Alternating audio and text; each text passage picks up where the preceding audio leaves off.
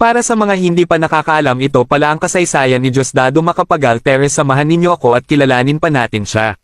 Si Diosdado Pangan Macapagal Sr. ay isinilang noong ika-28 ng Setyembre taong 1910 sa Lubao, Pampanga. Siya ang pangalawa sa 4 na anak ng isang mahirap na pamilya. Ang kanyang ama, si Urbano Macapagal, ay isang Makata na sumulat sa lokal na dialekto, at ang kanyang ina, si Romana Pangan Macapagal, ay isang guro sa paaralan na nagtuturo ng Catecismo.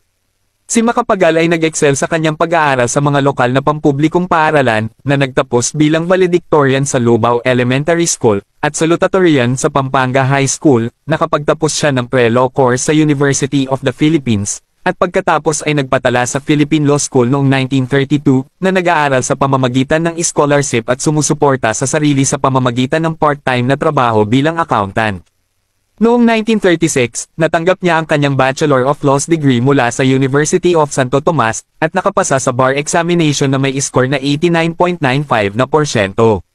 Nakamit din niya ang Master of Laws degree noong 1941, Doctor of Civil Law degree noong 1947, at D sa Economics noong 1957. Nagsimula ang karera ni Macapagal sa politika noong 1949 nang mahalal siya bilang kinatawan ng unang distrito ng Pampanga sa kapulungan ng mga kinatawan. Noong 1957, tumakbo siya bilang vice-presidente at nanalo laban kay Jose B. Laurel, Jr. Noong 1961, tumakbo siya bilang Pangulo at nanalo laban kay Carlos P. Garcia. Bilang Pangulo, ipinatupad niya ang Kodigong Pangrepormang Panlupa, Agricultural Land Reform Code noong 1963, na naglalayong tulungan ang mga magsasaka. Bilang Pangulo, nagawa ni Macapagal ang mga sumusunod.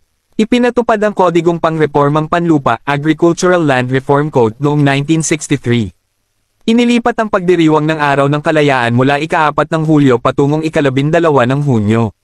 Nilinis ang katiwalian sa pamahalaan. Pinabuti ang ekonomiya ng bansa.